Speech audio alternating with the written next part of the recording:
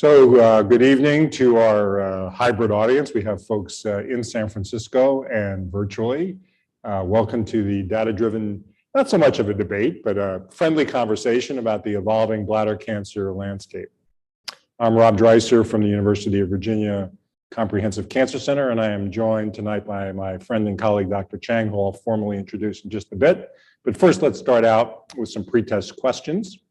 Which of the following is an FDA-approved treatment for patients with BCG unresponsive non-muscle invasive bladder cancer? Intravesical docetaxel, intravesical interferon alpha, systemic gemcitabine, pembrolizumab, radiation therapy, none of these. Go ahead and vote, please.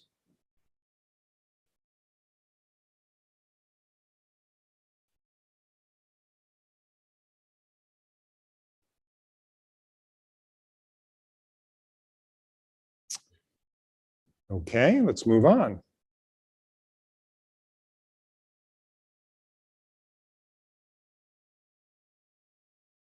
A little help moving on, please.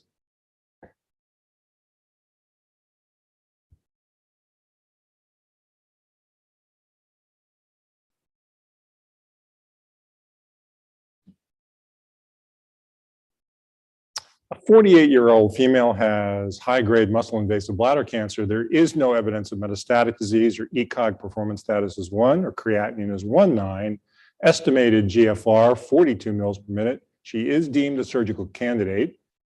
Which next step is most appropriate?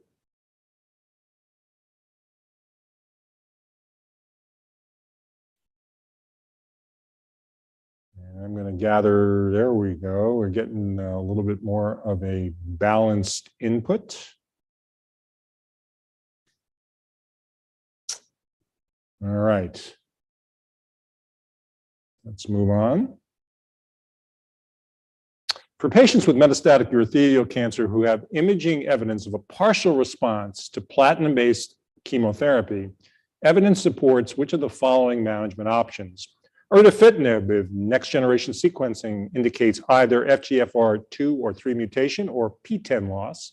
Switch maintenance with avelumab, gem maintenance. Erdafitinib, vedotin, sacituzumab, govitecan. Go ahead and vote.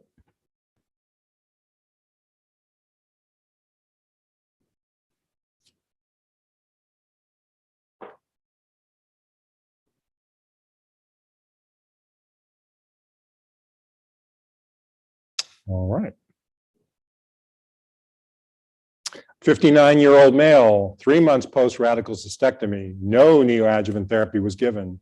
His pathology revealed a PT3B N2 high-grade urothelial cancer. CT imaging is without metastatic disease. ECOG is 1, creatinine 1.42, with an estimated GFR of 64. Which of the following is most appropriate? Surveillance imaging, CTs every 3 months. Give 1 year of nivolumab, give 2 years of pembrolizumab, 4 cycles of gem-cis, 4 cycles of gem-carbo.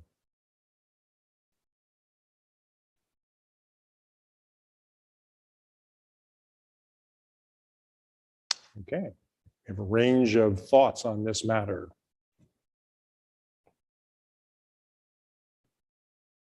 For a patient with evidence of disease progression following treatment with carboplatin, gemcitabine, and an anti-PD-L1 agent, which of the following is not a reasonable management option?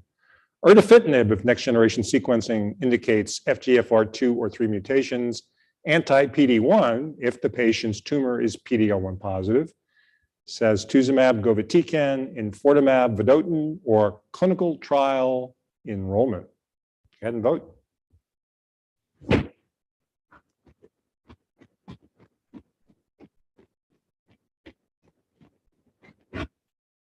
Oh, that was me. Sorry.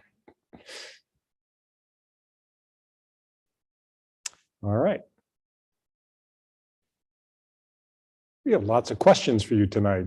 LH is a 64-year-old patient who is receiving pembrolizumab for BCG unresponsive non-muscle invasive disease. And after 3 cycles, she develops a mild but bothersome rash, which you consider grade 2. What's the most appropriate next step? Start high-dose steroids, 2 milligrams per kilo per day, and stop Pembro forever. observe rash symptoms and continue Pembro, start topical or low-dose steroids, and temporarily hold Pembro until the impact of the agent resolves, start infliximab, or switch to atezolizumab.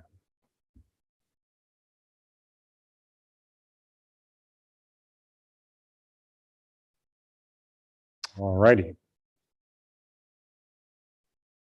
My confidence in implementation of appropriate immunotherapy in my patients with bladder cancer is best described as I'm confident, I already use them. I'm somewhat confident enough to use them as part of an interdisciplinary treatment team. Not really sure, I'm thinking on it, and let's see how things go.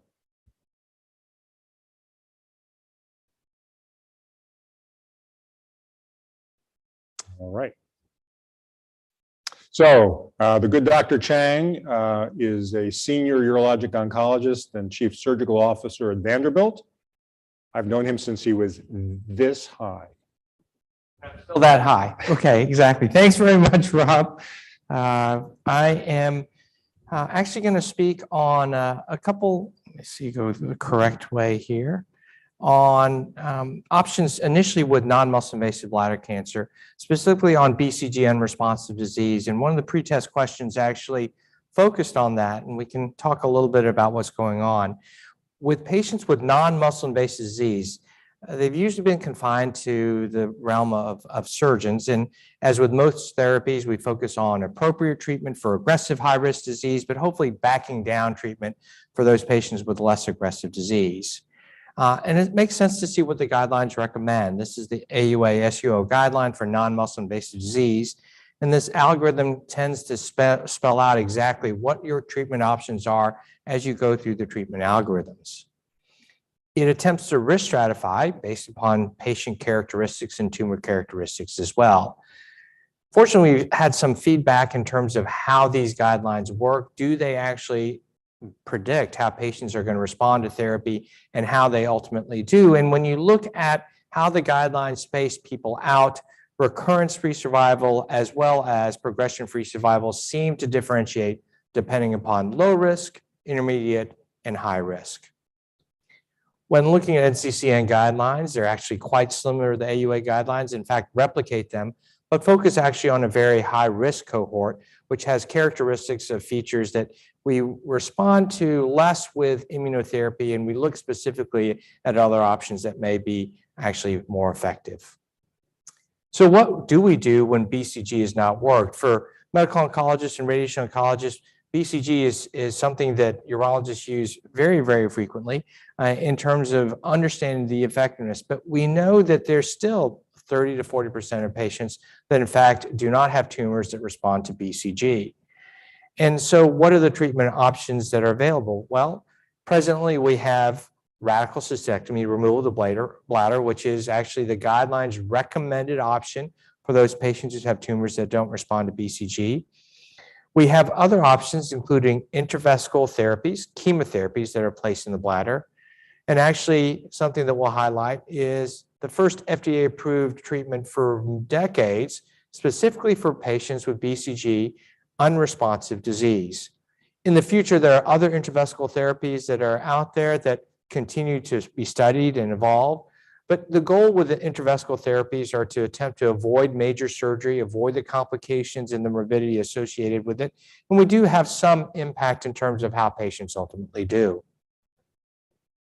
So what about this intravesical salvage chemotherapy? So intravesical, putting the medications into the bladder, attempting to see what the response is. And as with many of the treatments that we have in the systemic landscape, a single agent usually isn't that effective. It's usually a combination of agents that actually show some benefit in these patients whose tumors have not responded to BCG. One that I'm going to highlight is this bottom one, which is, let me go back, which is a combination of actually 3 agents, gemcitabine, cisplatin, as well as cabazitaxel. This is actually a regimen that is probably the most difficult to administer, but shows some benefit. So what's the most commonly used? Probably the gemcitabine and docetaxel. This is data actually from Iowa that they still missed Dr. miss Dr. Dreiser there quite a bit. They've got statues of him there from his time there, but there at Iowa, they have had a long-standing strength in looking at options for patients with non-muscle invasive bladder cancer. And they have some of the longest follow-up looking at a combination of chemotherapy agents, gemcitabine and docetaxel. Actually do show some promise in patients where we used to have 5 to 10% response rates, but this combination of chemotherapy for certain individuals do tend to actually respond to this combination therapy.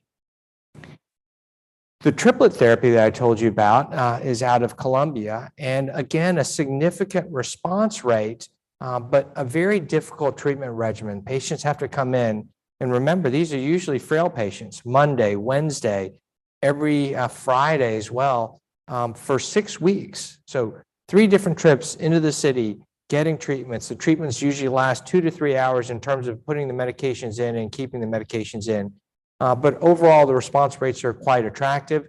The physicians there at Columbia are trying to modify their schedule to make it easier and hopefully maintain their responsiveness. So what's out there that actually shows, perhaps in a more formal randomized trial or evaluation prospectively, what may be beneficial? And the one agent outside of the intravesical regimen is actually a systemic therapy, systemic immunotherapy. And so outside the realm of urologists, where we've placed intravesical therapies, are actually now in the realm of medical oncologists usually, is giving a systemic medication, Pembrolizumab, in those patients that have BCG unresponsive disease. And you can see that a significant proportion of patients, 40%, did have a complete response. Now, there was a drop-off in that response over time, as you can see by the Kaplan-Meier curves looking at progression and what happens. But importantly, overall, 20% of patients actually had long-term, 1-year disease-free states or complete response for patients who are heavily pretreated beforehand. So as a result, now, more than 2 years ago, the FDA approved Pembrolizumab for patients with BCG unresponsive disease who are ineligible or who do not elect to undergo radical cystectomy. So from intravesical therapies, we showed some chemotherapies that show some benefit. We showed the FDA-approved medication, Pembrolizumab, which is a systemic therapy. What's out there now on horizon, looking at what can we put into the bladder? And there's some exciting options, looking at different mechanisms of action. One is called nadofaragene. Nadofaragene is an agent that actually looks at a special form of a recombinant interferon hooked up to an adenovirus. So you have an adenovirus that is non-replicating, that's put into the bladder along with the subunit of interferon. Now, interferon is another form of immunotherapy. And these patients actually did, again, seem to have a good response. In looking at these patients, these were patients, again, with BCG unresponsive disease. And overall, the key endpoint was a complete response. And so what was found? Well, the complete response rates seem to be fairly good. For CIS and Ta/T1 tumors, more than half of them at 3 months had a complete response. Again, importantly, though, is that in these patients, a nice thing was that there was an early indicator. If you responded at 3 months, you had a chance of actually maintaining that complete response. However, if you did not respond at 3 months, there were no patients that ultimately showed a benefit from this medication. So one of the benefits of this medication is you know upfront or relatively early if this medication is going to be helpful or not. So an endpoint then, in terms of a secondary endpoint, was looking at both CIS and the Ta and T1 tumors. And what was found was that over a period of time, there was a decrease in those patients that responded. So there were some that failed. So remember that response rate of over 50% in both CIS and papillary tumors. Over time, that slowly decreased. But then there seems to be a significant proportion of patients, not the majority, but a real proportion of patients that maintain a long-term response. So overall for the T1 and CIS cohort, a combination, 24% actually had no evidence of disease at that 1 year mark. And actually a higher percentage, almost actually more than 40% of the TA T1 tumors at the 1 year mark did not have any evidence of disease. Importantly, 3/4 of the patients who either were ineligible for cystectomy or who the vast majority, or a lot of them elected not to have cystectomy, the vast majority of them were able to avoid cystectomy safely. Unfortunately, some things have been going on that honestly is bad news. There was a biologic license application update for natafaragene, and the FDA basically had concerns regarding the manufacturing process and the safety of the manufacturing process. And as a result, this medication has been put on hold. How long that hold's going to be, no one honestly really knows. They would like more safety data regarding what's being produced, how can it be produced safely, how can it be shipped, et cetera. And so as a result, despite the promising data, it is currently not available, is currently not FDA approved, and is currently on hold. Well, what about other options? Another promising agent, about the same time that was being that natafaragene was being studied, is Vicinium. So this is actually a combination of an agent looking at a combination of both a cytotoxic as well as an immunotherapeutic response. Again, placed into the bladder, and importantly, actually somewhat similar result. More than half of patients actually had a complete response at 3 months. Over time, there was a decrease in that complete response, but again, there seems to be somewhat of a long tail for those patients that do respond. Again, early signals, if you didn't respond at 3 months, you tended not to continue to respond or have any response. But again, unfortunately, similarly, complete response letter came out saying that the FDA could not approve Vicinium. Again, similarly concerned not about the efficacy, but regarding the safety of the manufacturing process of the medication. And as a result, this is not approved. This came out actually just, I think, last fall of last year, August actually of 2021, when the company basically said that there are significant concerns regarding physical safety and as a result, this medication. So what does this mean from a patient standpoint and probably as a physician standpoint?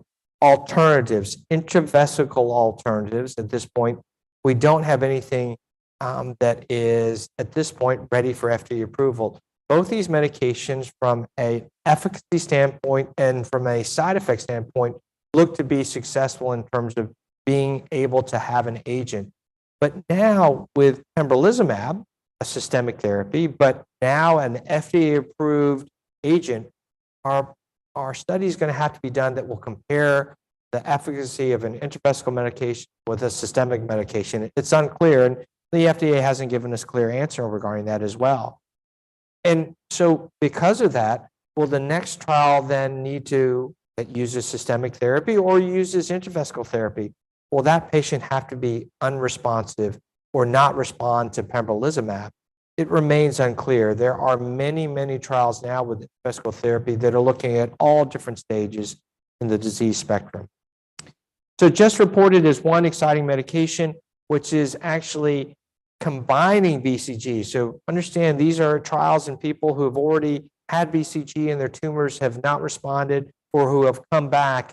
But this trial actually combines BCG with something called N803.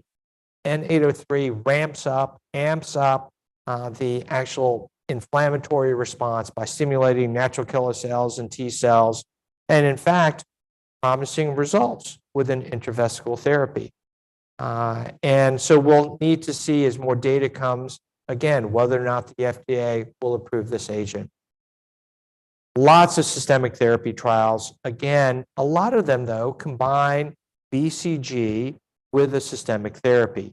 So one is actually combining Pembrolizumab. We know it's effective by itself in people who are not BCG responsive, but is there actually a benefit to combining them up front? And so this is the study schema here for patients actually who haven't received BCG yet. And so is a combination of BCG plus pembrolizumab better than BCG alone? There have been other combinations in the past with BCG. There hasn't been much benefit. We have the early signal with the N803, and perhaps the systemic combination with pembrolizumab will prove even better combination-wise as opposed to alone. Again, what about another systemic therapy? There are trials looking at atezolizumab, another evidence of an immunotherapy systemic agent combined with BCG with similar endpoints and looking again whether the combination the combination systemic and intravesical is better than BCG alone. The CREST trial, again, combination of intravesical BCG with systemic therapy, though.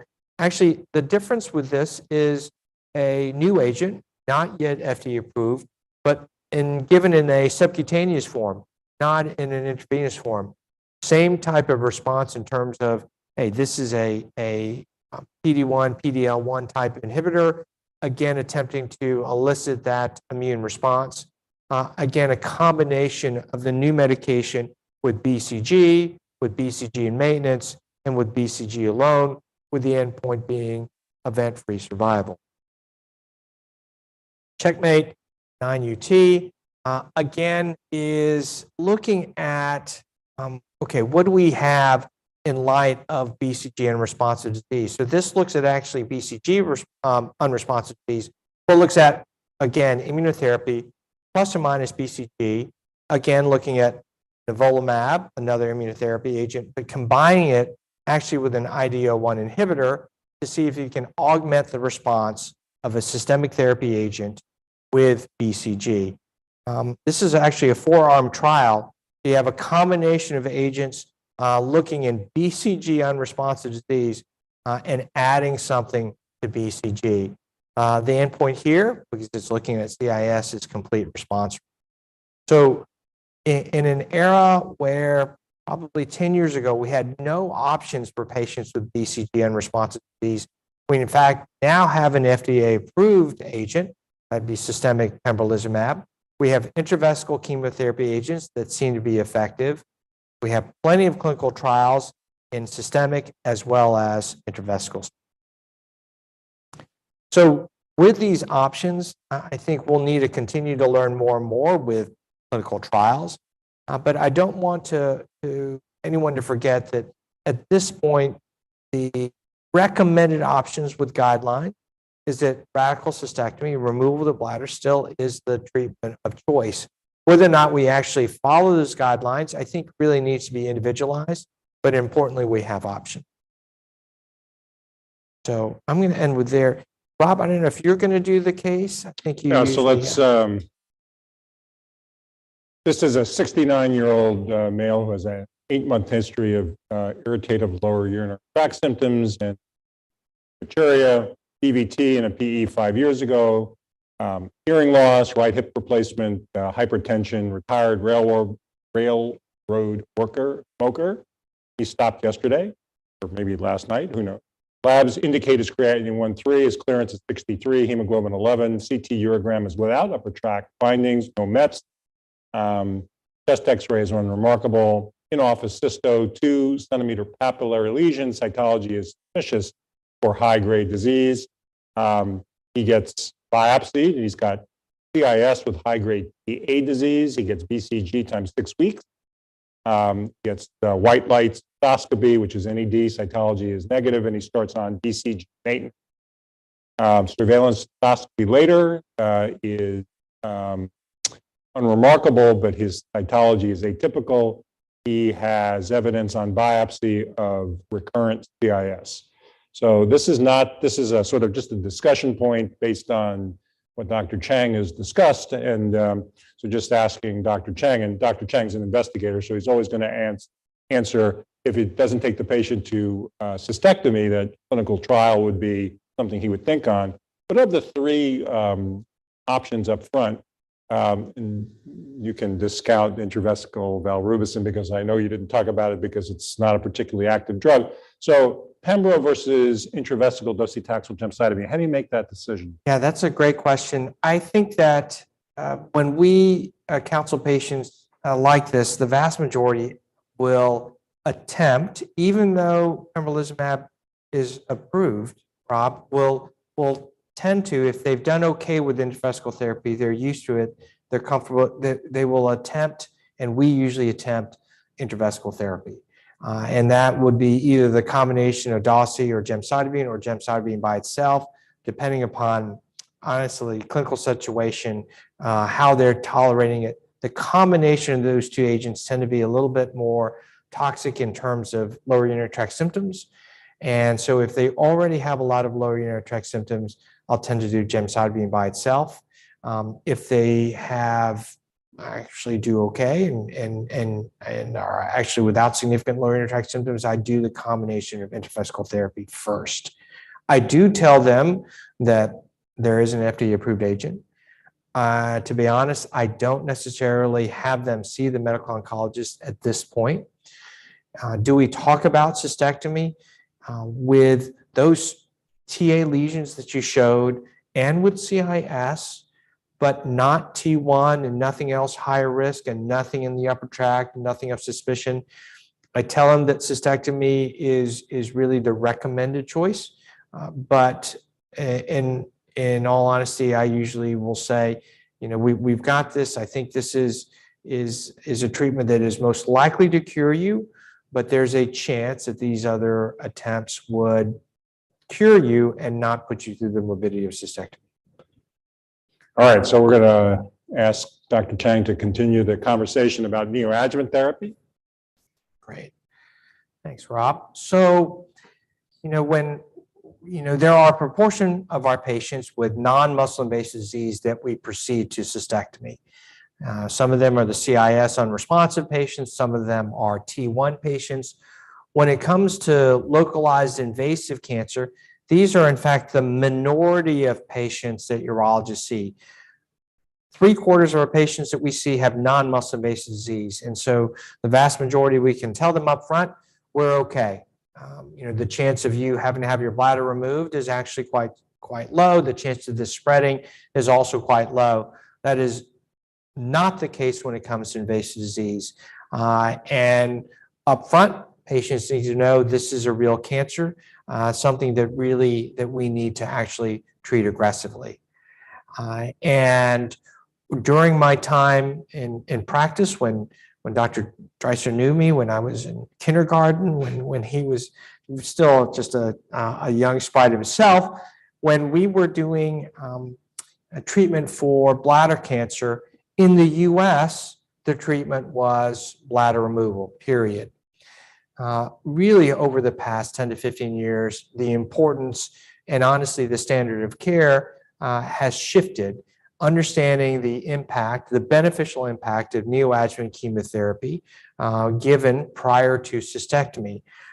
There have been criticisms of this SWOG trial, but it really did show a benefit to neoadjuvant chemotherapy. And as a result, it's become the standard of care. What we're learning is, can we do this neoadjuvant chemotherapy? Are there better forms of neoadjuvant therapy prior to cystectomy? And can we do this without necessarily having the morbidity of some of the therapies? And so replacing MVAC at many places is gemcitabine or dose-dense MVAC, a kind of accelerated course that hopefully decreases the side effects. And this is a randomized phase 3 trial looking at comparing gemcitabine versus dose-dense MVAC. And overall, not a significant difference when you look at the side effect profile, other than the fact that the gemcitabine cisplatin combination seems to be a little bit better tolerated when it comes to nausea, asthenia, those types of things. But other toxicities such as neuropathy or kidney and liver issues, there does not seem to be a significant difference. When you look at kind of hematologic concerns, overall, again, the GemCis seems to be a little bit less toxic when it comes to anemia. Again, not much difference, though, from any other hematologic concerns. So what about the complete response rate? So a surrogate for kind of longer term outcomes for all these neoadjuvant trials is that when you look at the pathologic specimen after bladder removal, a CR, complete response, is considered when the pathologist looks at the bladder, there's no invasive tumor that's found or no tumor at all. And so that complete response rate seems to be a bit better with dose-dense MVAC. Now, this trial wasn't powered to specifically look at that difference or to compare the differences, but both of them, if you look at the complete response rates, there is a complete response rate, not much different from actually a regular MVAC. And so as a result, I think it confirms the continued benefit of either gemcitabine and cisplatin or dose-dense MVAC, as well as MVAC itself. Well, we have understood that there are a significant number of patients, and urologists are starting to understand that cannot have actually platinum-based therapy. And as a result, these cisplatinum ineligible patients, some of them, or a significant number of them, will be there actually prior to cystectomy and after cystectomy. And as a result, there have been studies looking at neoadjuvant, actually checkpoint inhibition or inhibitors prior to radical cystectomy. These two trials, looking at actually pembrolizumab and atezolizumab, do show complete response rates.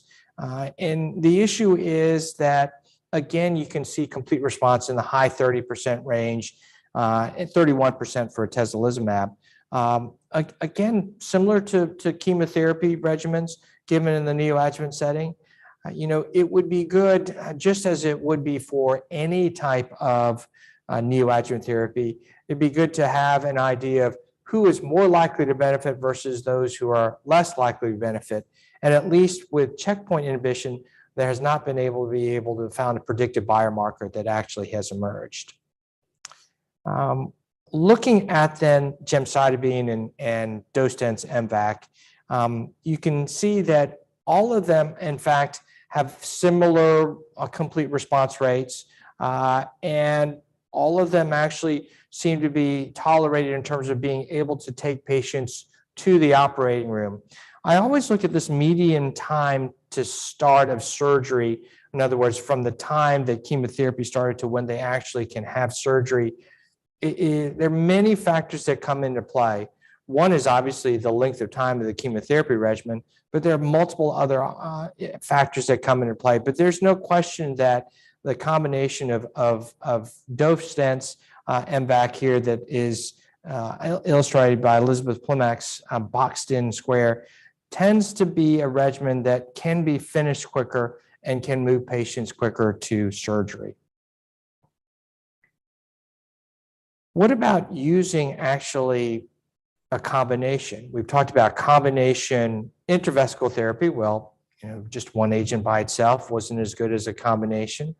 We know that neoadjuvant chemotherapy, in fact, is beneficial. Well, what about neoadjuvant chemotherapy plus adding an immune checkpoint inhibitor? And this is actually from Dr. Rose, and this is now actually in press. And this is actually just came out a couple months, or actually this year, 2022, I think, from JCO, where the combination of pembrolizumab plus gemcitabine and cisplatin, you can see, again, significant downstaging. You can see that very few patients, in fact, were not able to go to cystectomy, only 15%. And that in addition to the pathologic CRs, the complete response, there was downstaging. Another trial actually just published, I think a week ago, I added this slide, less than a week, again looks at another form of immunotherapy, this time in the form of atezolizumab, again combined with chemotherapy agents. And the similar response rates, I think, are telling. You have a pathologic complete response rate of around 40%. You have a response rate of around 70% of downstaging tumors from muscle invasive disease to less than T2 invasive disease. So these are promising studies looking at combinations of immunotherapy with chemotherapy in the neoadjuvant setting. No head-to-head studies have been done, but these are clearly exciting. And from what I understand, there's actually a phase 3 trial looking at pembrolizumab compared to chemotherapy by itself, the combination of the two. What else is out there? This is a slide borrowed from Elizabeth Plimak looking at there are regimens. We think combination regimens may in fact be better, and combining chemotherapy with immunotherapy in the pre-operative setting may be the way to go. Dr. Dreiser is going to talk about adjuvant medications, adjuvant kind of combination therapies as well. The advantage of the neoadjuvant trials is by doing the treatment upfront, we can determine are there selective predictive biomarkers? Is there a pathologic response? Is there actually an advantage of these agents? And if we can determine upfront who can be predicted of who's actually going to be able to respond, we'll better be able to actually tailor our treatments.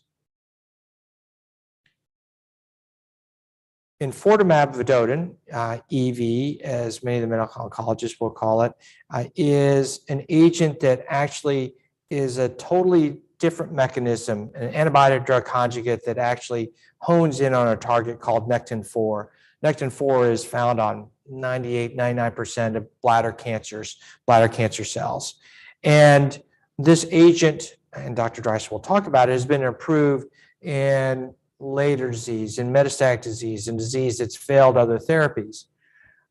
Importantly and excitingly, combining this, since it's a different way to actually attack these cells, there are lots of trials in the neoadjuvant setting looking at enfortumab, combining it with platinum-based agents, looking at it by itself, and combining it actually with immunotherapies in an attempt to actually improve the responses that you saw. We know that immunotherapies work in certain ways, targeting. We know how chemotherapy works, but adding an agent that actually then binds on a well-expressed a marker on 98 or 99% of bladder cancers is an attempt to improve those response rates. Ultimately, and unfortunately, we'll be able to have an idea, again, by looking at biomarkers, which of these actually targets may be most effectively treated in individual patients. You know, I think more than anything, and we see this in a significant proportion of patients, is ultimately we'd like to be able to obviously obviate the need for a cystectomy after therapy. Wouldn't it be better if we were able to receive a systemic therapy? We know there's a response, and that response is longstanding, and that we ultimately don't have to have patients undergo a significant procedure. In the neoadjuvant platform, like I intimated before, regarding looking up front of, okay, what are the characteristics of the tumor? Because we have the tissue based upon the transurethral resection, giving agents, measuring actually markers at different times during therapy, measuring serum markers, measuring urine markers, measuring even tumor markers within the tumor itself, and then being able to harvest the tumor after completion of therapy gives us an idea of kind of what may or may not be effective. So researchers at both Fox Chase and at Memorial and other places have looked at certain mutations that seem to correlate upfront with who's going to respond to chemotherapy and who's not going to respond to chemotherapy. And there's certain mutational changes and mutations that seem to be, when found in tumors, predictive of who's going to respond to chemotherapy and who's not. 3 of these mutations, ATM, RB1, and FANCC, have been found, have been reported. This is from the Fox Chase group. And I want to add one more. And in addition, ERBB2 from Memorial Sloan Kettering has also been found to be predictive of, if you have these mutations, you're much more likely to actually respond to chemotherapy than if you don't have these mutations. And as a result, if you look at both the discovery set as well as the validation set, the vast majority of patients that had wild type of these mutations, in other words, didn't have alterations, or rather vice versa, had the mutations, were much more likely to respond to chemotherapy than those that did not have the mutations. And as a result, upfront, if you can actually determine those patients, perhaps then you can say, these patients are actually those patients we can avoid having a cystectomy. Cystectomy doesn't always result in an ileal conduit, but the morbidity associated with the operation is significant. And as a result, anything that we can do, and studies are being done to try to predict who can safely avoid the need for cystectomy. And so one trial is looking at a combination of chemotherapy and this immunotherapy agent, nivolumab, and looking at those patients with a complete response. This is by not pathologic complete response, which is when we remove the bladder, but actually evaluating the tumor cystoscopically with repeat resections, looking at urine studies, looking at diagnostic studies, and then being able to then determine, okay, if there's a complete response, let's actually determine who gets a cystectomy and those who don't. And if there's no clinical complete response, these patients move on to cystectomy. This trial out of Fox Chase, again, looks similarly at that kind of thought process of giving an immunotherapy with chemotherapy in combination and then evaluating them. And importantly, this trial actually attempts to spell out who's going to be most likely to respond to chemotherapy successfully, who can more safely go to actually observation or surveillance. And as a result, those patients that have these mutations, remember, those are the patients with the mutations, they're the ones that are most likely to respond to chemotherapy as opposed to having wild type and not having mutation. They actually get put into an active surveillance category. And those patients who are downstage, no longer have invasive disease, but have non-invasive disease, they can get intravesical therapy, they can get actually chemotherapy or radiation therapy, or they can get cystectomy. So a combination of treatment alternatives. And obviously, those patients that have more extensive disease go on to either cystectomy or combination of chemotherapy or radiation. So this is an attempt to utilize not only molecular markers, but clinical markers as well, in an attempt to be as safe as possible, determining who needs a cystectomy versus those who don't. So as neoadjuvant therapies continue to expand, looking at outcome that will be tailored to the individual tumor's predictive biomarkers, I think, will become increasingly commonplace and increasingly more accurate. We need to do a better job of identifying those biomarkers so up front we have an idea of who is most likely to benefit, and not only benefit, who are then those patients that we may be able to actually avoid cystectomy. And ultimately, for all our patients, decreasing their morbidity and tailoring the treatment, I think, is the goal for all our patients.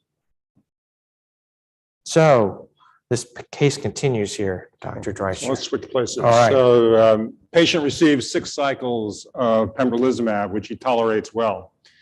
TURBT demonstrates persistent carcinoma in situ with new findings of high-grade T1. You see his renal function, eGFR around 58. He's a little bit anemic, no evidence of metastases. So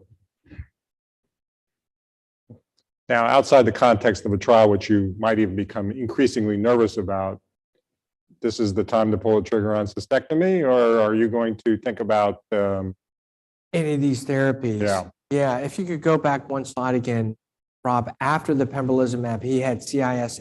Ooh, at high-grade the T1? new finding of high-grade T1. Yeah. So high-grade T1, even though it technically is considered non-invasive, and in certain pathologic reports, you'll see non-invasive disease, it really is something that we're quite concerned of in terms of a harbinger of more aggressive disease. And so for this patient, if you look at the choices then, Rob, that you gave, this is a patient that's already gotten pembrolizumab. If someone has had CIS, you've given them BCG, they've got pembrolizumab, and they have progressed to T1 disease, I really, really, really discourage any intravesical chemotherapy. Now, what about neoadjuvant chemotherapy? So not intravesical therapies. What about the neoadjuvant chemotherapy regimens that you have on In the slide context here? of planned cystectomy. Yeah. In those patients with T1 disease that don't have muscle invasive disease, we have moved straight to cystectomy and have not done neoadjuvant chemotherapy. So your answer is cystectomy. Yes. Yeah. All right.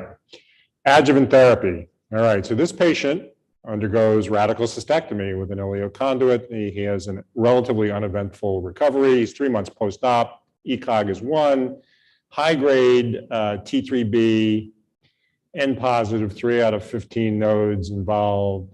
His creatinine's 1.6, his clearance is 50. He's anemic. No evidence of Mets on CT imaging. So you're sitting in tumor board, Sam, and the conversation comes up. Okay, he didn't get neoadjuvant therapy, so do you give him adjuvant gem carbo? Got Pembro. You're going to give him adjuvant Nevo. You're going to radiate him. You're going to put him on an adjuvant clinical trial, or you're going to just say we're going to follow you and figure out what happens. And this is a tricky one. So what honestly we do, 3, adjuvant radiotherapy, no.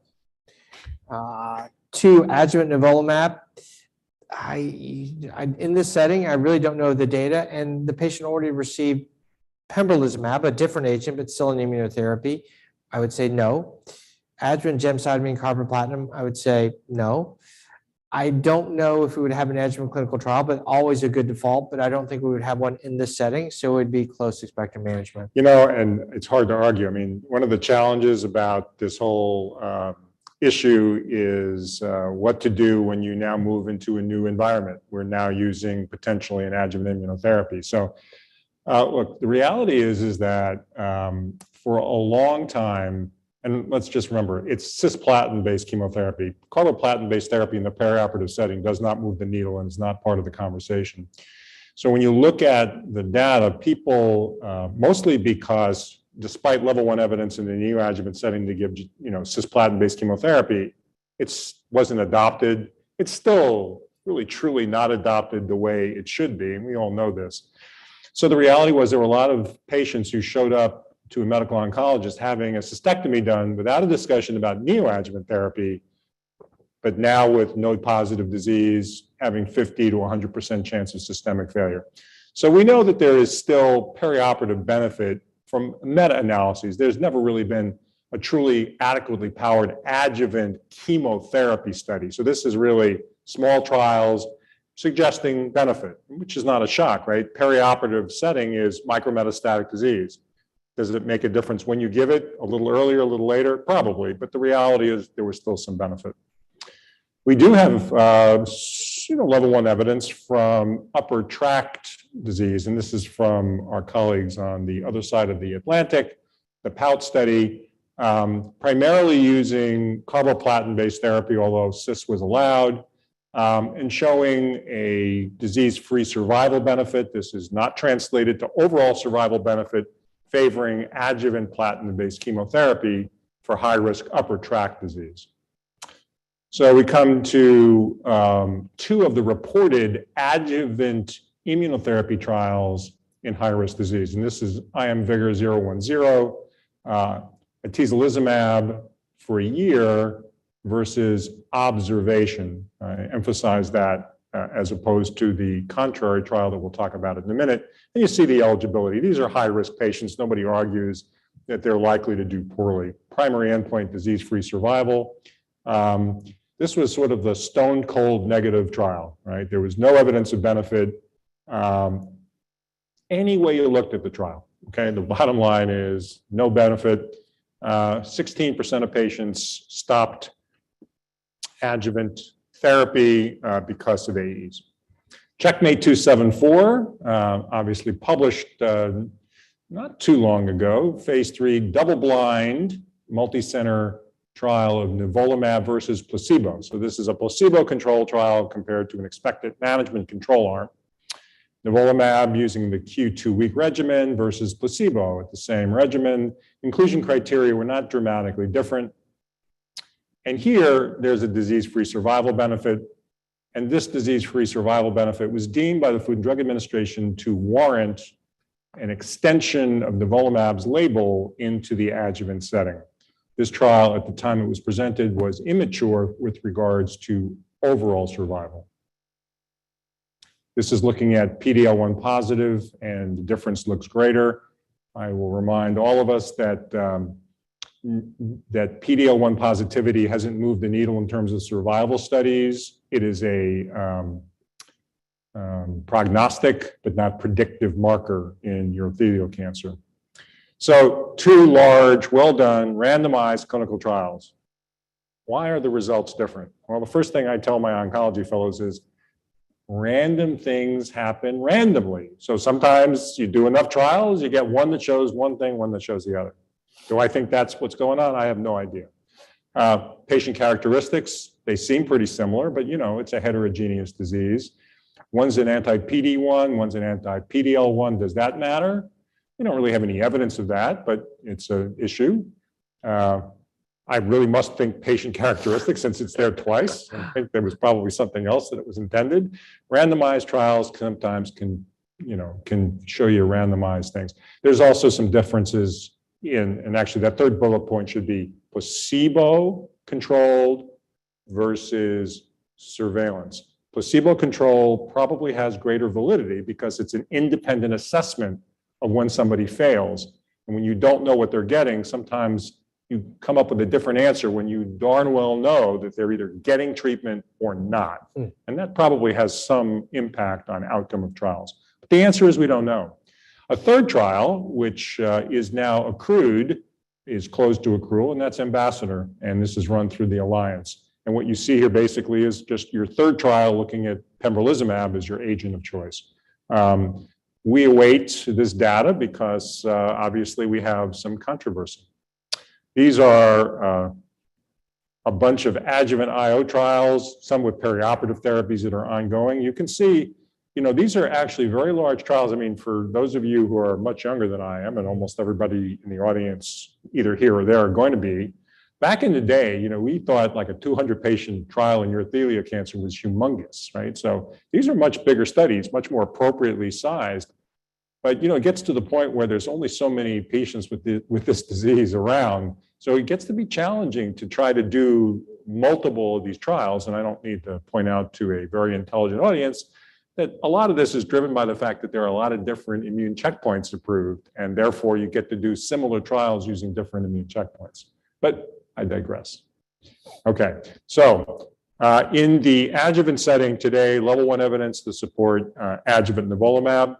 Dr. Chang, what have you and your colleagues adopted this, and are you teeing up your patients when you see them post-op after you see pathology that, you know, you saw the med-onc to give you neoadjuvant therapy, or you were cis ineligible and you just went to surgery, and now I see this?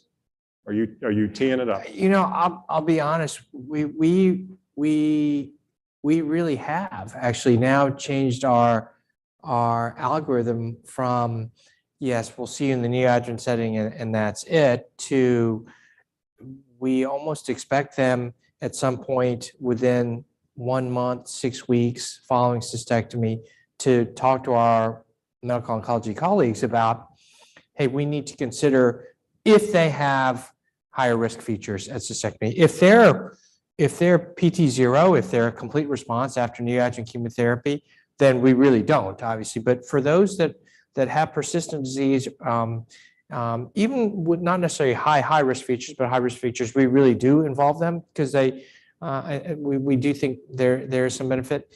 In reality, how many have been getting it that would be truly eligible?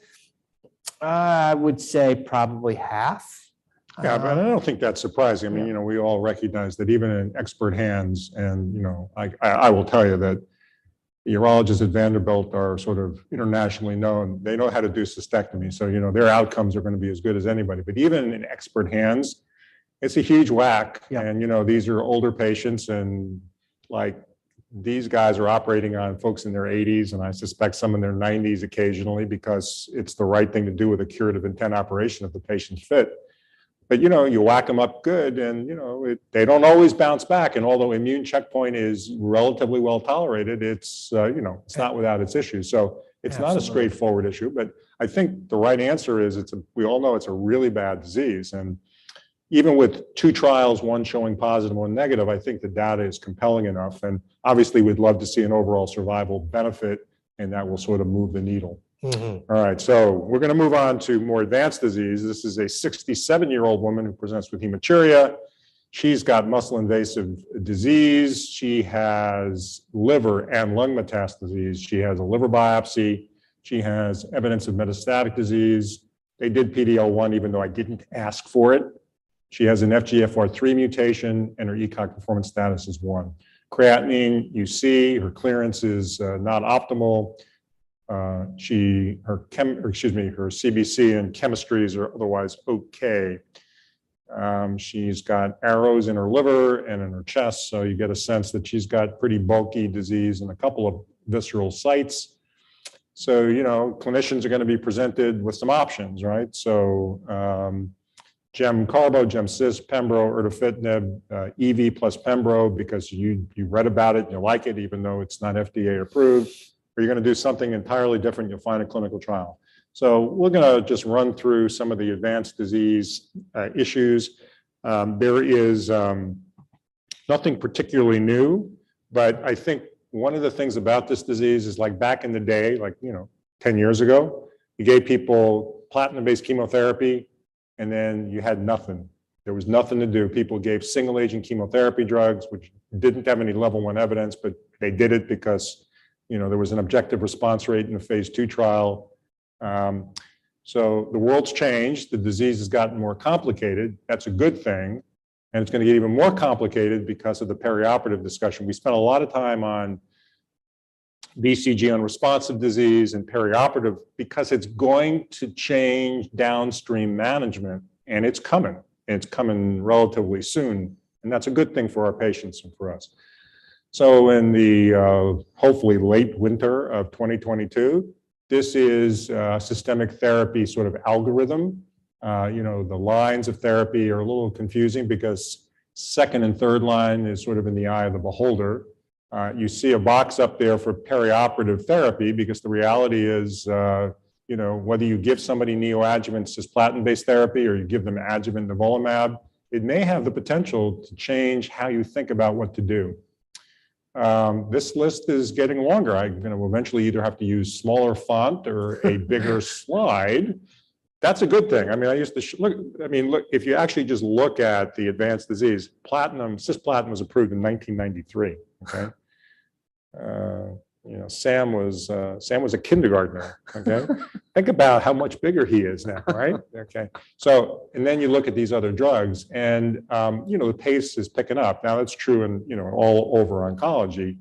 I would also point out, look at the non-muscle invasive story, right? I mean, Dr. Chang pointed out that there are a lot of things in the pipeline. Things are getting, slowed up. But the reality is there's going to be an explosion there as well because there's a lot of really intriguing things happening. But we really need some stuff to happen in that space because of the lack of therapeutic development. All right, so how about the patient who's unfit for cisplatin-based chemotherapy? Depending on where you live and practice, I'm going to ask Sam. I mean, I work at an NCI comprehensive cancer center like he does.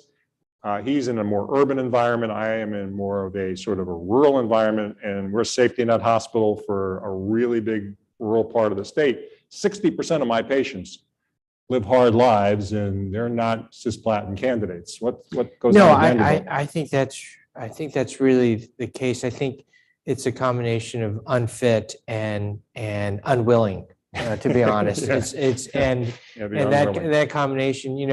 There are very few patients who are willing, but if there are unwilling and they have any characteristics that make you concerned, it's really hard to get them to agree and to get them to get through chemotherapy. So I will say that I would say that for our radical cystectomy patients now, that we are probably at 60% or 2/3 get neoadjuvant chemotherapy that are fit for it, So in reality, our overall percentage is probably right at 40, 45, 50% that Yeah, get and it. I think that's relatively common. And again, what drives unfitness is really performance status and renal function. The others are not that they're irrelevant, but again, the number of patients who truly have grade 2 peripheral neuropathy or significant hearing loss, it's not a tremendous amount, and that's a more relative contraindication. The two top ones drive it. And look, the median age of this population is 73, right? So when you're 70, and that's the median, right? And referral centers, and again, remember, cystectomy is not, is no longer a community hospital-based thing. Big community hospitals do it, but it's an academic surgical intervention. These people need ICUs, they need teams. It's a big whack to have good outcomes. And even in the best places, it's a big operation. So, this is increasingly a much more sophisticated issue, but the eligibility for cisplatin hasn't really changed. Let's just remind everybody that carboplatin is broadly used, and we're going to talk about maintenance and how that's impacted the use of carboplatin. But carboplatin combination, gem-carbo, has been tested prospectively. We don't need to sort of reinvent the wheel, and this wasn't done in the Stone Age. This was published, 10 years ago, right? The reality is there is no survival curve here. People don't, the median survival is 9 months. So carboplatin-based therapy, while it is relevant and it has anti-tumor activity, and it's certainly part of a maintenance thing, by itself doesn't fix this disease. So we have to remember that there are limits to what carboplatin can do in this disease. This is data that's now, now increasingly old. This was published 5 years ago, and that seems a long time ago, as much as the paradigm has shifted, looking at Pembrolizumab. So this, I put this slide up here because one of the things I still think is really unique about this particular experience that Arjun Balar led and then published. Look at the, first of all, it was 370 patients, so it's a big experience. It's a phase 1-2 experience. Look at the percentage of patients who enrolled who are over 85 years of age. Wow. I mean, you'll never see something like this, right? So when people talk about, is this like the real world? Let me tell you, you look for phase 2 studies that have that many people over 85. Yeah, this to me is real world. So I think this data is quite believable. This was a very high risk group of patients, and it showed activity, right? So look at, you see objective response rates approaching 30%. You have, 5 to 10% complete responses for an immune checkpoint up front. So this really got people very excited. Now, we all recognize there are limits here, the number of patients respond, but single agent immune checkpoint, because of this level of activity, got people very engaged, and we've now been talking about it throughout the disease spectrum. And here you look at overall survival curves. And the other thing that's important here is there's a shoulder on these curves. Now, granted, this is a phase 2 study. I'm not making more of it than it is, but there's a shoulder on the curve. Some of these people are not dying. And if you see this disease a lot, I've got, 8 or 9 people that are anywhere from 3 to 4 years out, having had 2 years of immune checkpoint and remain not dead. And this is a disease that you die. If you progress, you die. It's a bad cancer. So we know we've moved the needle. The problem is we don't move the needle enough of a percentage, and that's the issue, because we don't know who responds and who doesn't until after the fact. Here again, durable. I mean, look, 5 years after the last patient, and look at the median duration of response, 33 months, right? This was a disease that when we were talking about MVAC and GemCis, the median survival was 14 months. And you've got people here that's 2 and 3 times that with an immune checkpoint up front. So I think this is compelling data to remind us that there's something there. We just need to figure it out better, all right? So for first-line therapy, the standard of care has been cisplatin or carboplatin-based chemotherapy. Cisplatin-based chemotherapy cures 5 to 15% of patients. We know who they are. They have nodal metastases. You can cure people with cisplatin. You can't cure anybody with carboplatin. Now the paradigm has evolved because of the Javelin 100 study. Before we talk about that, one of the natural things that came up was immune checkpoint has activity, chemotherapy has activity, sandwich Oncologists love squirting things together, right? So we tried that. 2 very well done prospective randomized trials testing the concept of immune checkpoint versus combination therapy versus chemotherapy alone.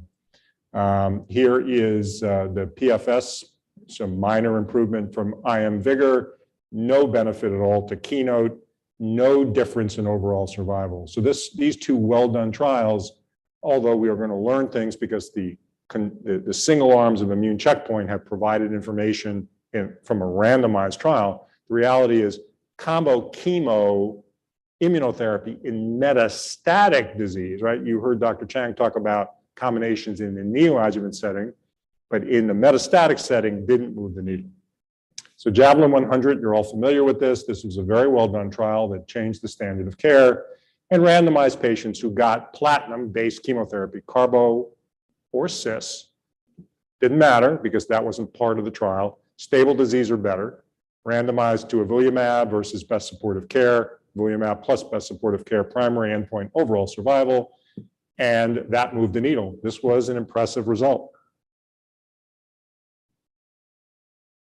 More impressive in the PD-L1 positivity group. Remember, the all-comer group, which was PD-L1 agnostic, was positive. So again, don't need to do PD-L1 expression to figure out who to treat. Prior to that, level 1 evidence from the Pembrolizumab trial led by the good Dr. Belmont. Overall survival. This is the only phase 3 trial of an immune checkpoint in second-line advanced urothelial cancer. All the other data was phase 2. This showed survival. Some people like to throw curves up and say, well, you give platinum-based chemotherapy and then you give Pembro and then you draw a line and you get survival and then you show the maintenance therapy and you say, well, this looks better. Remember, this trial was in everybody who got platinum and progressed. It includes the people who didn't respond to platinum up front. The maintenance study was patients with stable disease or better. These are not comparable experiences, and you really can't, make that kind of comparison. So our case continues. So that patient with lung and liver metastases got 5 cycles of gem-carbo. Persistent thrombocytopenia dropped off that last cycle. She had about a 30% response, so not a PR, but meaningful kind of activity based on level 1 evidence. She was started on avelumab. 5 months later, she presents now with overt radiographic progression. Her ECOG performance status is like 1.65. Do with that what you will. Her creatinine is 1.6, and you see her clearance. She's anemic, platelet count sort of borderline. Everything else is okay. So at this point, so you've seen a patient who's had sort of nasty disease up front, platinum-based therapy with a, some kind of response, gets switch maintenance per evidence and blows through it. And now is, okay to get additional treatment. Her counts aren't wonderful, but she's fit enough that she wants to be treated. So options that, we're faced with are, okay, do you give Pembro now in the second line setting, or actually 2.5 setting, depending on how you think about it. Erdafitinib, I told you she had an appropriate mutation. Enfortumab vedotin plus Pembro. Enfortumab vedotin alone, something else, could be sacituzumab govitecan or a clinical trial. So what is the right answer here? Well, there are some wrong answers, right? I mean, giving somebody pembrolizumab after they blow through avelumab probably isn't what my first choice would be, or my 7th choice. Erdafitinib is an option. Enfortumab vedotin is an option. Enfortumab plus pembrolizumab is not an option. I mean, it's not level 1 evidence, and we certainly don't have data in this setting. Sacituzumab govitecan could certainly be an option since it's approved in this clinical setting. So how do we make these choices? And the answer is, we don't really know. That there's a lot of clinical judgment going on here. And it's also based on your experience. So erdafitinib is a potent TKI. It targets specific FGFR3 and FGFR2 mutations, fusions. This was from the original trial that led to regulatory approval. And you see anti-tumor activity. You move the needle here. It's not the most amusing drug to give to humans, like a lot of things that we do. I mean, it has some peculiar toxicities that we don't usually see in oncology, hyperphosphatemia, It can cause some, peculiar skin and nail bed changes, which are not that uncommon. It can cause, some ocular toxicity that's also not part of our, sort of normal practice. It requires a dose manipulation based on its FDA approval. So it's a drug that, you have to get a little bit of experience with. You have to have a good team so that you can deal with the patient side effects as they develop. This is data that was actually just published within the last month, a follow-up of that trial showing that, you can see the swimmer's plot, there are some patients that have long-term, response. I mean, this is a molecularly targeted therapy. Again, the oral toxicity or the toxicities of the drug are, can be significant, but, Dr. Siefer Rathke, who's helped, who's obviously been involved in these trials, points out that, if you have an effective team that knows the side effect profile, you preemptively manage them, you can basically use this drug effectively in appropriate patients. So some would choose this drug in that patient. Performance status was okay, and that patient has an actionable mutation, and you have a drug that targets that mutation. So briefly about the antibody drug conjugates, you heard Dr. Chang talk about the target Nectin-4. TROP2 is the target for sacituzumab govitecan, both highly expressed in urothelial cancer, so we don't need to do IHC looking for them. It's so ubiquitous that basically there was never any issue of doing that. That was not done in the trials. These are different agents with different linkers and different payloads, and they cause different toxicities. At a high level, enfortumab vedotin, peripheral neuropathy, skin rash, can be very severe in terms of even Steven-Johnson type of syndromes, and there's a black box warning on that, hyperglycemia. On the other hand, sacituzumab govitecan, more myelosuppressive, more GI toxic in terms of nausea and diarrhea. EV301, so enfortumab vedotin had been approved on the basis of phase 2 data. This was the trial that was mandated by the Food and Drug Administration. So this was a randomized trial of EV versus pre-selected chemotherapy. This was an international trial. So when you look at the choices of therapy, you see docetaxel and paclitaxel and vinflunine. Vinflunine is not FDA approved. It's available in Europe. And at the end of the day, none of these agents, the taxanes or vinflunine, have level 1 evidence improving outcome. These were mostly compendium listed as agents. Just to show you how old that data is, I was the first one to report docetaxel's use in patients with renal insufficiency in this disease when I was like maybe just a head taller than him, So it was a long, long time ago. These agents were just sort of used by the community because there was nothing else to do. That just shows you the state of the sort of the situation. So this was a reasonable control because there was no approved second-line therapy to be used as a comparator. So it moved the needle by improving survival. And I think this is, puts to bed the issue of a myriad of chemotherapeutics. There are too many to name that have been tested in urothelial cancer.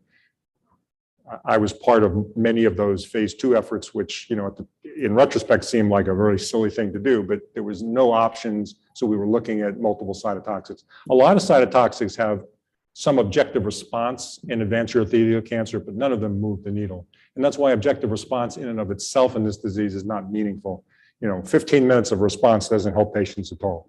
So this put to bed second line or third line single agent chemotherapy because this drug, EV301, made people live longer. So sacituzumab govitecan, this again comes from the phase 2 experience. What you see is a waterfall plot with pretty good levels of activity and the spider plot that shows some of those are quite durable. So this is the TROPiCS-4 trial. So this is, if it looks familiar, it's because it's the identical trial to EV301. So why do you need to invent something new? The same issue. So the FDA allowed, at the time this trial was initiated, they used the same control arm versus an active drug with the same endpoint. So this trial, will ultimately tell us whether or not SG in urothelial cancer will get permanent approval. As many of you know, SG is already approved in triple negative breast cancer. And this is an interesting target. I mean, it's likely to have activity in other solid tumors, and they're exploring this agent in other oncologic indications. There are actually a lot of trials underway in the advanced disease setting. This is just two examples of immunotherapy combinations. Ipi-Nivo has phase 2 activity. Durva-Tremi, which is the equivalent of both an immune checkpoint and an anti-CTLA-4. One of the things about these trials, and obviously we await with interest the results of these trials. My observation about these things is if these trials are positive, which we hope they are, we have to remember who we're treating here. These are patients who are in their 70s, 80s, 90s. They have comorbidities, not just because they're 80. You live long enough, you get bad things happen to you. But the reason they got urothelial cancer in the first place was because they had other things in terms of exposures, et cetera. Ipi-Nivo is not the most amusing immune combination to give to folks in the kidney cancer setting. Ipi-Nivo is not as widely used as some of the other immune checkpoint plus TKIs, primarily because clinicians in the community are concerned about immune toxicity. And that's in a group of patients that are 10 to 15 years younger on average to advanced urothelial cancer. So if these trials are positive, what we're going to begin to see is, like a lot of cancers, you begin to sub-segment. You're not going to know whether this therapy is better than that therapy. What you're going to say is, there's level 1 evidence to support this, but I can't give it to this patient for this reason, but I can do this instead. And we're going to be there for a while. I mean, there are a lot of other exciting trials. I referred to several times in the discussion as an answer, enfortumab vedotin and pembrolizumab. There is very intriguing phase 2 data from that combination that's been published, led by Dr. Jonathan Rosenberg at Memorial Sloan Kettering and colleagues. And there is, both a randomized phase 2 multi-cohort study that's completed and a large international phase 3. That's testing the potential first frontline non-chemotherapy combination. So we are beginning to move in the direction of evolving our therapy options. But one of the challenges that will continue to come up is if you give somebody a perioperative immune checkpoint, be it in the neoadjuvant setting or in the adjuvant setting, and patients blow through therapy, or they get a year of adjuvant therapy and then 14 days later, they have a lung metastasis. What do we do with that? In the platinum era, what happened was for patients who got cisplatin-based chemotherapy for second-line trials, there was an agreement because it made sense among investigators. We picked a year. You recur within a year. You're platinum unresponsive. More than a year, you can have additional therapy. We don't have any idea how to do this with immune checkpoints, right? There's no reason to think that giving somebody an alternative immune checkpoint has any activity. So the question is going to be, as we get better at doing these things and as we move the needle in the perioperative setting, when you develop metastatic disease, because we're not going to cure everybody, even if we have effective therapies, how do we understand how then to use some of these additional therapies? And in urothelial cancer, we have some options. We have other non-immune therapeutic drugs. We have ADCs, and we have a molecularly targeted therapy. So there are other options. But this is just to give, sort of an example of what the clinical dilemmas are for clinicians that are going to happen, maybe not tomorrow, but if you started a patient on adjuvant nivolumab yesterday, and 6 months from now she progresses, you're going to have to make a decision about what to do. And the answer is, we don't really know what to do. So we're going to have to figure that out. First, we'll figure it out clinically, and then hopefully we'll study it to know what the right answers are. Just a brief mention of a couple of immune-related issues. by now, everybody in the universe who treats solid tumor patients and hematologic neoplasms knows about immune toxicity. One of the things that we need to remind ourselves are that even though these therapies have become ubiquitous, our clinical teams have become very good at providing appropriate supportive care. You only figure these things out when you see the patient. One of the things my institution has adopted, and I think it's a wise thing, is that every time somebody gets an immune checkpoint, a licensed clinician is seeing the patient, either an APP or one of the docs. Because the reality is, every day, every week in clinic, I see some new bizarre immune toxicity that I didn't know before, and I didn't recognize it right away. And I'm getting better at it, but I'm still not that good at it. But you don't know unless you see the patient. The patient who complains of these, I will tell you, I've seen a dozen immune pancreatitis, insulin requiring patients now over, in the two major immune therapy diseases that I treat. I've gotten better at figuring out who's going to get it once they start having early symptoms. I can't prevent it, but I can keep them out of DKA. That's because we see them and we paid attention, and I've learned the hard way. You can only do that by seeing patients. So these are the grade 3 and 4 toxicities that have been reported in urothelial cancer trials. They're no different than any of the other disease states. Anybody who uses single agent immune checkpoint in either kidney cancer, nivolumab back in the day when it was a second-line therapy, and any of the immune checkpoints that are approved as monotherapy in advanced urothelial cancer, recognize that 80 to 90% of our patients do just fine. I just don't know who the 10% are. It's the 10% that you go screaming in the night if you don't figure it out. So you got to keep an eye on these people up front. SITC, ASCO, NCCN, everybody's got really good guidelines for the management of immune-related AEs. And in general, as we see more and more, there's a difference between, managing asymptomatic transaminitis versus somebody who gets, grade 2 pneumonitis. People die grade, of pneumonitis. You don't usually die of immune hepatitis. There are different things that we have begun to become much more comfortable about making decisions. But, as we start using combination immunomodulatory therapy in advanced urothelial cancer, which I think we will begin to do when level 1 evidence supports it, it's going to start to creep in, increase the risk of immune toxicity in urothelial cancer. And again, older patients, multiple comorbidities. So, the adventures are just beginning. All right, so let me just sort of take the last couple of minutes, and then we'll see if there are questions from either our audience here or our audience virtually. A relative wealth of therapeutic options creates challenges. It's a good problem to have. I mean, it's as opposed to, I can give you this or I can give you nothing, right? That was what it was for a long time. There is no data to support immune checkpoint plus chemotherapy up front based on level 1 evidence. The switch maintenance data is compelling. It's changed the standard of care. It is the standard of care for now in most patients because the data is very, 22 months of median overall survival is impressive. Available data, I think, supports a risk-benefit conversation regarding adjuvant nivolumab for high-risk patients.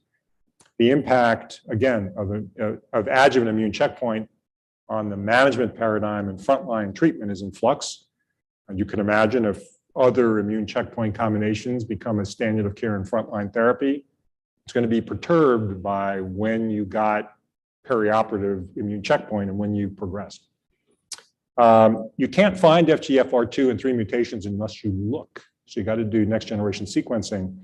And it's a little harder. I mean, oncologists in the community do this routinely in, sort of breast cancer and colon cancer and lung cancer and all this thing. But, if you have a patient who's had a cystectomy, you got to, you didn't do the cystectomy, you have to sort of remember that it's somewhere else, you got to go get it. Maybe they didn't have a cystectomy and they just have TURBT material, and maybe that's not adequate for NGS. You can't yet look for the FGFR mutations that are actionable with liquid biopsy. That has to be done on tissue. Eventually, I think that'll change, but that's not the way it is now. And if it takes 2 weeks, once you send the material to get the results back, maybe 10 days, but it might take you 2 weeks to find the material to get it sent. This is a bad disease. You don't got a month to wait. Somebody's going to die on you. So you have to get this, you have to think about it early enough so that if somebody has the appropriate mutation, when you need to make that decision, you can just tee it up.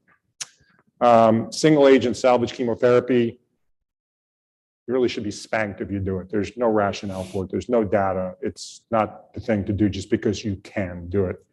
And again, this is a really exciting time in advanced urothelial cancer. Lots of stuff going on. So with that, we have a few minutes left. And in the immense audience, please don't be bashful. Yes. Sure. So you mentioned the cornucopia of IRAs, right? And we know that the dosing schedules for any of these IOs range between weeks and 4 weeks. And so in your Or 6 weeks. or 6 weeks, right? And so in your clinical practice, in your opinion, if you're going to have patients who have potentially IRAs, learning, is there an advantage of having a dosing schedule of 2 weeks so that you are close to monitoring? Yeah, I mean, that's a really good question. So I can only tell you what we've decided in our GU group. So the two drugs that we use, well, the three drugs we use are relatively straightforward. Bladder is given every 2 weeks. That's the way the drug has to be given. We opt to use Pembro at a 3-week dosing schedule, and we use nivolumab at a 4-week dosing schedule. I think that's a compromise between not making people crazy, okay? I mean, I would love a nivolumab if it could be remanufactured. It can't. That's just the way the drug is going to have to be given. I think that's okay. I mean, look, we all talk to our patients and try to make sure that they remember that they're getting immunotherapy, not chemotherapy, that when they have stuff going on, like we do like to be bothered, but I don't know, in my practice, about, 33% of my patients have a very high knucklehead titer. So we got to see them because you have to encourage them to tell you what's going on. So I think there's always that compromise between convenience and the fact that bad stuff can happen in 6 weeks that, especially if you got a patient who says, well, I'm going to see him in a month, right? So I don't have to tell you anything now, right? So I think that's an excellent question. Another question from the audience.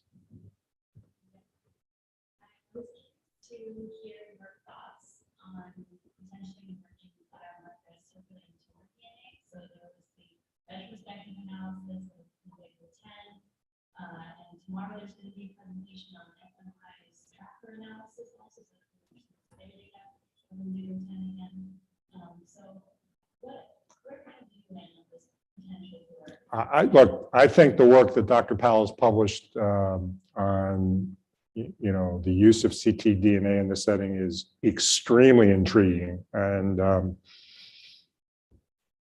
hopefully additional work is going to be ongoing on the positive trial, which, well, obviously, it's not doing a trial on a negative study.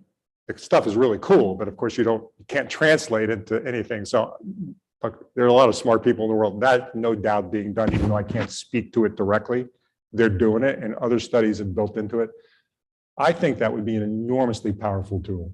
So I am anxious. I mean, and again, whether that methodology or other methodology, look, that's an area of growth, and I think that has enormous potential.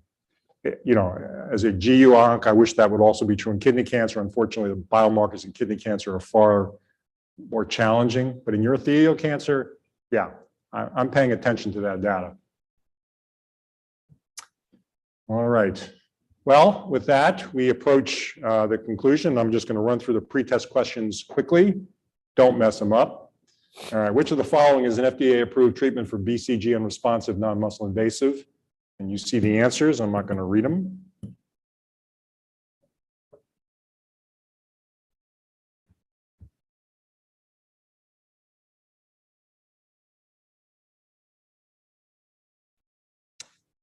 And are we getting answers? Running up against a hard stop. Dr. Chang's got plans. All right. Dr. Chang scared the hell out of him. All right, next. For patients with metastatic urothelial cancer, imaging evidence of a partial response from platinum-based therapy, evidence support which of the following management options. Let's get this right, people. There we go. What else is there to say? Next question. 59-year-old is 3 months post-radical cystectomy. No neoadjuvant therapy was given. High-risk disease, node positive, no Mets, creatinine 142, good clearance. Which is the next most appropriate step? You already got, I think that's a very reasonable answer. And some people might say GemCis, and I wouldn't argue with that. I mean, that's not unreasonable either. But for a patient with evidence of disease progression following treatment with GemCarbo and an anti-PD-1, which is not a reasonable management option. And the audience, again, is all over it. Switching agents probably don't make a whole lot of sense. All right, let's move on. 64-year-old Pembro for BCG unresponsive disease, 3 cycles later, mild but rash. And you're going to start topical low-dose steroids and hold the Pembro. Another good answer. Okay, we move on. My confidence in immunotherapy in patients with bladder cancer is, okay, excellent. Honesty. See, 2/3 are already there. Thank you very much for coming out and for participating virtually. Enjoy the rest of your evening. Thank you.